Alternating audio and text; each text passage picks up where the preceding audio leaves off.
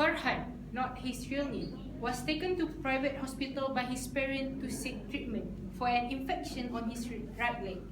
For any help 12 years old medication and aftercare service would suffocate to get them on their feet again. However, Farhan was far from healthy. His weight at that time was more than 100 kilograms and he was referred to a government hospital to treat the complication that had arisen due to his obesity. Due to his weak heart, Farhan lost his fight and passed away at the tender age of 12. Ladies and gentlemen, thank you all for allocating your time on our forum. Today, we will be discussing on whether bad parenting causes child obesity. Here, I have with me today is food expertise at Hospital Sungai Buloh, a food science graduate from University of Malaysia, and a master in food technology in University of Otago, New Zealand, Madam Izzah Nasira, who is our first panelist.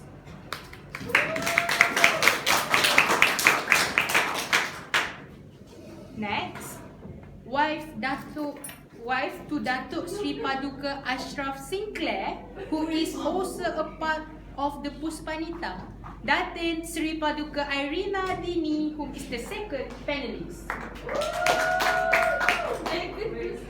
Sorry, just came in from me.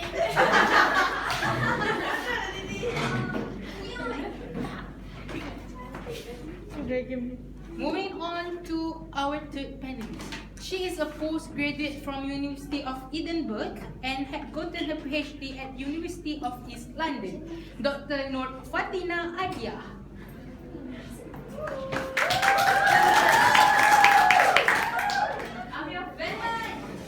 Lastly, we have Miss Nur Dalila, whom is our fourth panelist. A student who had gone through a phase of childhood obesity and currently studying in University of Malaya. Thank you for all our panelists for allocating your time in our discussion and forum today. So, now we will start with the first panelist, Madam Izzah. I am not sure if you are aware about this, but I would like to ask you your opinion about some myth related to childhood obesity and the common mistake that the parent make in order to overcome this problem. Okay, thank you, Mr. Moderator. Good morning to all the panelists and all the audience. So the answer to that question is actually there are many myths that I have been heard, and I am sure that some parents here also know about it. So one of them is they said the childhood obesity is genetic, so there is nothing we can do about it. But the actual fact is, even a person's genes can influence weight, but it only gives a small impact on someone's weight. Although some kids are more likely to gain weight than others, it doesn't mean that they are destined for weight problem or something. Many kids can maintain their healthy weight if they eat right and do some exercises. So we move to the second myth, which is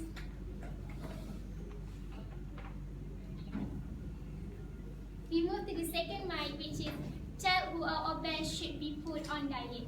Actually, this statement is totally wrong because losing weight is not the treatment for childhood obesity.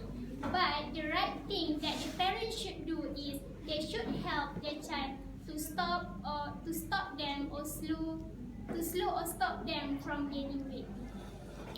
Then last but not least, many parents said that it's just a baby fat and the kids will be okay or will be normal if they grow up. But seems like most of kids are not overcome this problem. Actually, childhood obesity doesn't always lead to obesity in adulthood, but it does raise the risk dramatically. So based on all the explanation before, I can conclude that all the myths that have been spread in the society make some parents become the main factor of childhood obesity. Thank you, Madam Izzah, for your opinion. Seems like it's true. There is a myth in our community about the obesity among children. So what about that in Irina? What do you think on the role of parent in this matter? Okay. So before that, I wanted to promote my makeup line, which is Dragon Beauty. So you guys can check out my website www.dragonbeauty.com and get 20% off for your first purchase. Okay, back to the topic. So childhood obesity can lead to obesity as an adult, which can put a person at a greater risk dealing with such health problems such as cholesterol, high blood pressure, what else? Someone help me? What else? Obesity can lead to high blood pressure. Yeah. So people nowadays tend to blame the school and today's technology for the childhood obesity. But in reality, the responsibility lies on the hands of us, the parents. So for me, the job of a parent is to teach the wrong, the right, and the do's and the don'ts, including our children eating habits, physical activities, and their overall self-control. So if a child has no guidance or a sense of direction about all these matters, then the child will find themselves difficult to carry themselves throughout their childhood and into their adulthood lives. So me as a busy working mom, I would make sure I would at least prepare lunch or breakfast for my kids every single day. If I was so busy, then I would just prepare some sandwiches and pair it up with some fruits and vegetables. During the weekend, I would make sure I have my holiday. But busy mom, right? So sometimes I would need to attend some ceremonies or something. Then I would just order some food from Dah Makan, which is food delivery. But I would order it from the healthy section. You know, they provide the healthy section among the others. Yes. So I would order from that section. So our family favorite is the roasted chicken breast with corn salsa and remoulata. Have you ever tried it? No. Okay, you should try it. So use my code Delicious to get 20% off for your first purchase and tag me on my Instagram. Okay. So sometimes parents ask me, isn't organic food quite pricey? So yes, for me honestly yes, organic food is quite pricey because it has more nutritional benefits. So let's say I would buy regular chicken and an organic chicken. So the price of the organic chicken is way pricier than the regular one. So why I still buy it? Because it has more nutritional benefits and it is free from antibiotic and the injection, which will make the chicken 2 times its actual weight. So that's not good for our kids. So yes, I would rather spend my money on buying organic food than paying hundreds and thousands of ringgit paying up for our hospital bills. So yeah, I think that's all from me. So thank you, Datin, Arina. That is an interesting point of view from a parent. Parent does play a vital role and all, right? So Dr. Fatina, as a child psychologist, I would like to ask your take on childhood obesity. And does it really stem from bad parenting? And do enlighten us. Okay, thank you, Mr. Moderator. Hello and good afternoon to all of you present here with me today. You may refer to me as Dr. Fatina. And as you can see, I'm wearing my usual clothes and not in a white coat because, as you know, children are scared of like what clothes they tend to be scared and run away. Okay, so I majored in child psychology and have been an expert in giving advice to children, but more in the mental health wise. Okay, so my take on the given topic is that I think that bad parenting indeed this cause childhood obesity. And why so? The reason being that, first of all, children who are neglected are more prone to experience childhood obesity. Okay, so what does neglect means? Okay, examples of neglect is actually, for example, a parent leaving their child at home unsupervised, or a parent not taking their children to the doctors when they actually needed it, and finally, the parent doesn't show any affection to the children because they are busy with their daily lives. So, why does this play a big role? Because children who are neglected, they don't know the cause of it, okay? They don't know that why their parents neglect them, and so they will feel that they are at fault here and making them experience stress, resulting in their mood being affected, hence them getting anxiety, and it will take a toll on their activities and their diets. Okay, as you all know, do you all know corporal punishment and psychological aggression? Yes. Okay. Okay, so for those, okay, those are done in order to discipline their children, right? So when the children hurt, their parents will do corporal punishment towards them. They know it's because of their misbehavior. But for neglect, they don't know what's wrong with it, you know? Like, they don't know what's the cause of the neglect. So, this might cause the children to feel stressed, and as you know, adults like us will eat more like stress eating, right? Because we're stressed, and the same can be said for children. Okay, all in all, I would say that you can't make a child's life stress-free, but parents can strive to be more of a buffer against stress rather than being the cause of stress itself. Thank you for the vast explanation, Dr. Hadina. We can conclude that bad parenting such as neglect in the form of love and affection may lead to obesity within the child.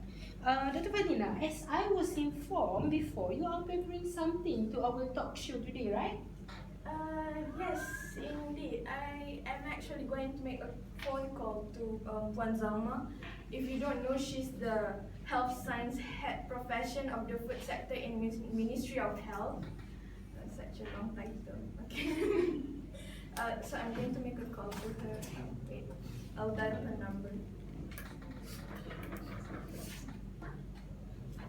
Wait.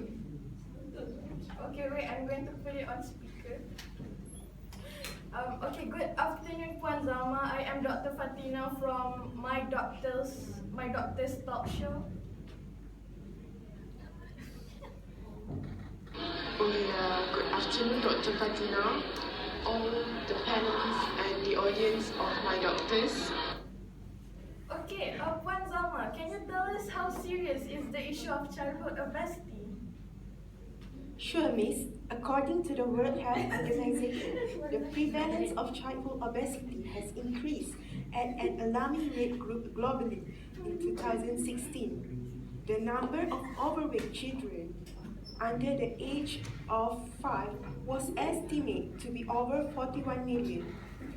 Based on a study conducted by Prof. Dr. Po in 2011 on Malaysian children, boys aged 7 had a waist circumference at the 90th percentile, which is larger than the children of the same age and gender in the United Kingdom, Hong Kong, Turkey, and Australia. Based on the latest data, 1.65 million Malaysian school children are expected to be overweight or obese by 2025 if we don't do anything. Okay, Puan Zalma, I have another question. Is obesity categorized as a condition or a disease? So it is recorded that in the United States, childhood obesity mainly involves children in the lower socio-economic groups as their parents can afford to buy nutritious and low-calorie foods. However, in developing countries like Malaysia, childhood obesity is prevalent among rich and poor families. In the case of the poor, the children tend to consume lower priced, less nutritious, but high-calorie foods. Rich families, on the other hand, often make unwise decisions and buy the wrong kinds of food. Judging from the current statistics and the comorbidities, obesity among children is definitely a disease and not just a condition. Okay, thank you for your active participation, Puan Zalma. So thank you. But now it looks like obesity is not a crucial issue in our country, but it also an issue worldwide. And as been said that obesity is indeed a disease. So now let's move on to our next panelist, whom is Miss Dalila. Miss Dalila, you were once a victim of this disease. Is there anything you want to share with us today? Thank you. Good morning to Mr. Moderator, my fellow panelists, and members of the floor. Like what I was introduced earlier, my name is Dalila, and I was a victim of child obesity, and also Dr. Fatina's source of income. So like what Dr. Fatina had said earlier, neglect is one of the main factor of child obesity. Neglect can be in the term of individual, society, and in my case, parents. So I may not seem like it, but I was once diagnosed with obesity. And as I was a child, I always had a positive view of life. I never had trouble getting along with my friends, and I've always done well in school. And at home, I was constantly pampered by my parents. Too much, in fact. I was blissfully ignorant until high school, where I had an epiphany.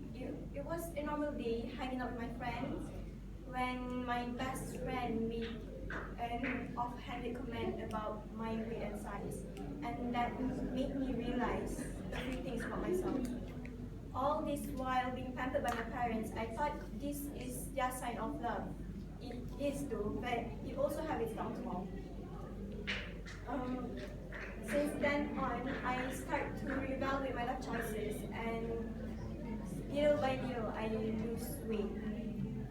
I used to blame my parents for my condition, but now, every time I get angry or hurt, that this is the thing that I have to struggle as a kid. I try to have grace and think that having an overweight child may not be a walk in the park either. But I am grateful for what had happened, because if it's not for this incident, I am not who I am today. So wonderful of you to share with us your experience. Too much of anything is indeed bad for your health. And in this case, it is too much pampering that ruined your childhood. Thank you, Ms. Dalila. So I heard that Irina had prepared video for us. So how about let's watch it together.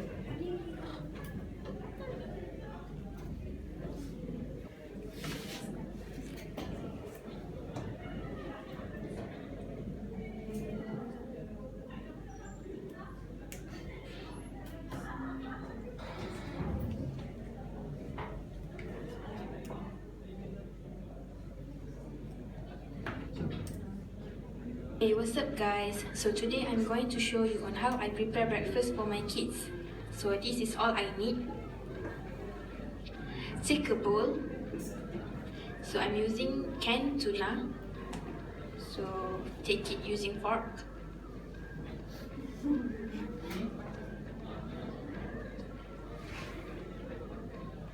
Put some avocados and some onions.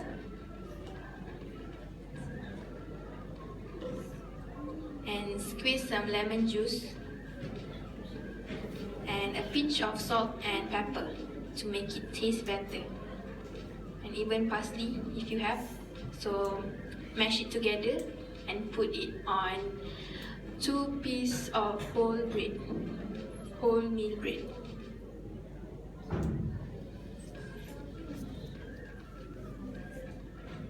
So put as much as you want and put on some tomatoes.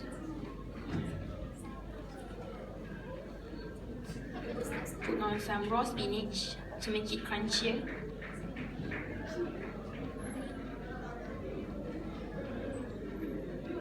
And yeah, tuna sandwich is done. You can cut it up and put in your Tupperware. Take some blueberries and raw carrot. So, Madam Iza, if you look at the video how Datin Irina prepared food for her children, are those the right way to prepare a healthy meal for children? Okay, actually, I am very impressed. Look at how Latin Irina used this eat the rainbow slogan in preparing food for the children. She served a wide variety of fruits and vegetables in that meals, and she include red like tomatoes, orange like the carrots, yellow bananas, green cucumber, and so on, just like eating the rainbow.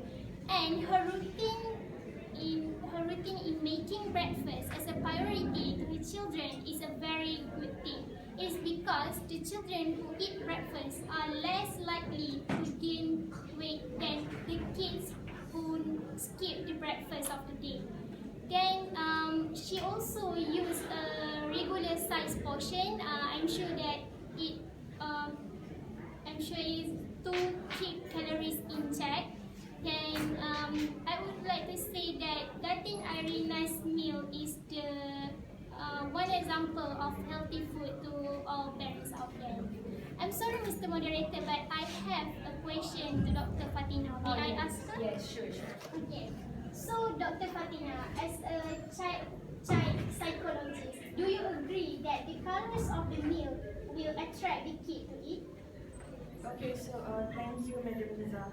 So in my opinion, from what I know, we are attracted to stuff that are same with us, that resonate with us. So as you all know, children are bright, they are loud, and they are this like bubbly little creatures, okay? And so bright colors also speaks volume because they are very loud, very bright, very funky, very fun in their colors. And I think that children are attracted to bright colors because it resonates very well with them. So I hope that clarifies your question, Madam Liza. Excuse me, Mr. Moderator, but I have a question for Datin Irina. Yes. So, Datin, as a parent yourself, do you know what is the meaning of bad parenting? Surely I do, Dr. Fatina. So from what I know, the definition of bad parenting is not a single act of poor nurturing, but a rather series of such actions that invariably harm the child's demeanor and psychology. Is that true?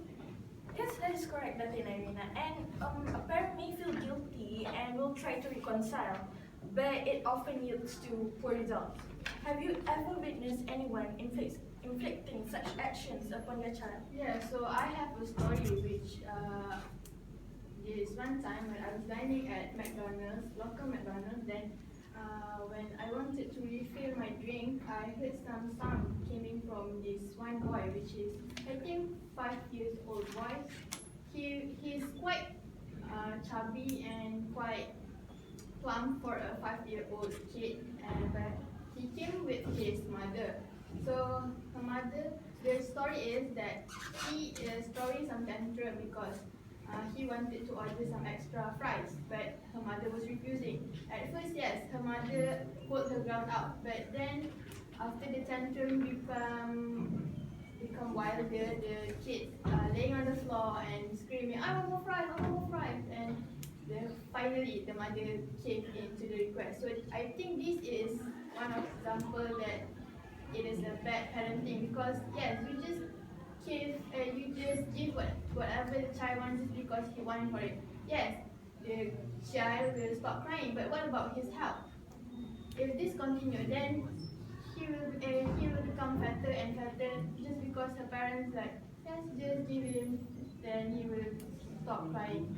So yeah. Okay, thank you for the eye-opening response, Datin Irina. So So it was a pleasure to share with you. So Dr. Fatina, I have a question to ask Miss Dalila here. Miss Dalila, I am glad that you are all healthy now. Do you have some tips for us on how to fight obesity? Okay, so for young people, they tend to get overweight because of their lack of physical activities and their poor eating habits. And to answer your question, Datin, one of the tips that I myself use to lose weight is by forget about losing weight and focus more on eating healthy. So you don't necessarily need to lose weight in order to stay healthy. So with this kind of mindset, you will not get involved in this kind of eating diets where you restrict your nutrients and get depressed every time you gain weight. So my next tips is to encourage your children to eat only when they are hungry and to eat slowly. So do you know why we have to eat slowly? Why? So by eating slowly, you have a better digestion and hydration. Not only that, it also serves greater satisfaction towards the food that you are eating and easier weight maintenance. Moving on to my next tips is to encourage your children to consume more plain water rather than sugar-added beverages. This is because plain water helps to boost our metabolism and stamina. Not only that, it also helps us in detoxification and suppress our appetite. So yeah, that's all the things that I myself practice to lose weight.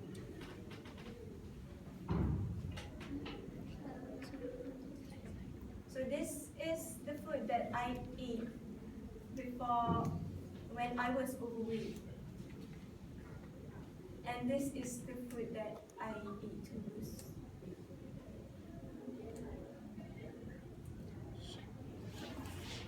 So thank you, Miss Dalila, for your to share your thought and experience on how the tip on how to fight obesity. So now, member of the floor, while we watch this video, we will start our Q&A session. Anyone in the audience who wish to ask our panelists any question, do raise up your hand and speak up.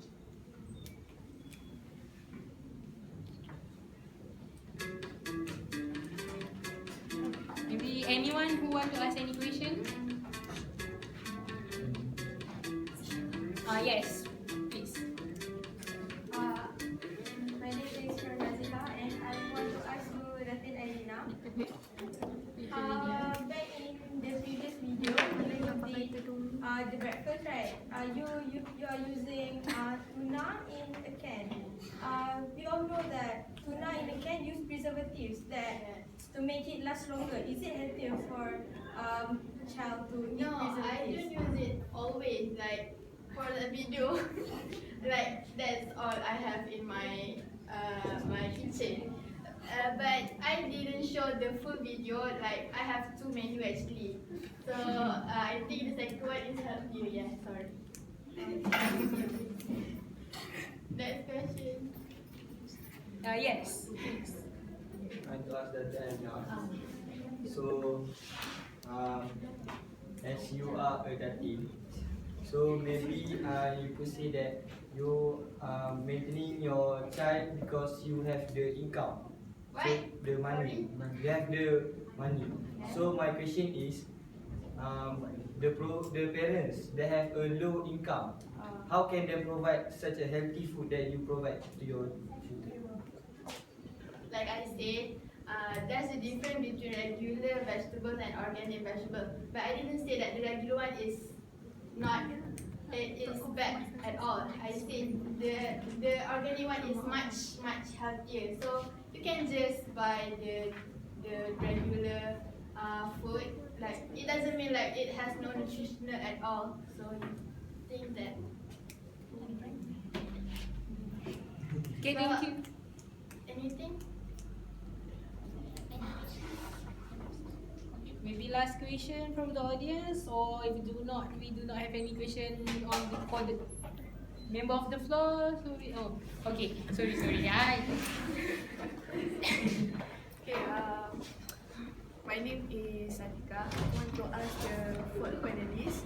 Okay, before this you said you have obesity. So beside of you eat a healthy food, can you give another tips for you to decrease to lose your weight?